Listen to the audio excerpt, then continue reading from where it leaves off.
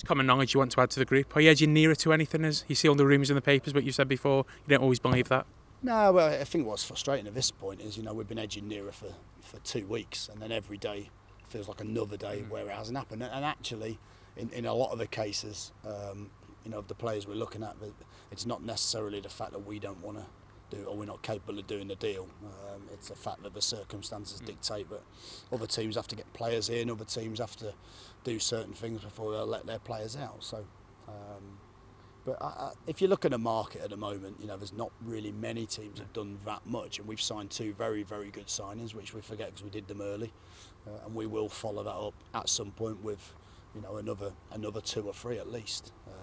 We've signed 3 actually. Sorry, with Adam coming in recently, so. But we'll follow that up. But again, it's difficult to give timings on. It's always the same. You go 2 weeks without signing, everyone starts panicking. But I can assure everyone we are working very, very hard. I mean, we could have signed 50 players by now, but we want to sign the right players, and sometimes those players are worth waiting for. And the internationals, they'll report back in the next couple of weeks, I'd imagine. Can you give a clear indication on when they are due back? Yeah, the international players, they were given sort of 3 weeks off, but we've accelerated that a little bit because I'd like them out in Germany. So they'll either fly out to Germany with us on the Monday, or they'll meet us out in Germany on the Monday, depends on the logistics. But they'll all be with us on Monday, unless someone tells me otherwise. All but Jack? All but Jack, yeah. I mean, it's a torn loyalty, really. I think is, half obviously as an proud Englishman hoping that England get as far as possible, but there's a little bit of me thinking, can we not just have Jack back a little bit earlier? But listen, it's a great experience for him. I spoke to him while he was out there, and I think he was taking everything he needs from it as an experience. Of course, I'm sure he wants to play. But he's a top player, and when he comes back, we'll still have probably at least a game or 2 to give him with the team. Are you finding time to get caught up in the excitement of the World Cup at the moment?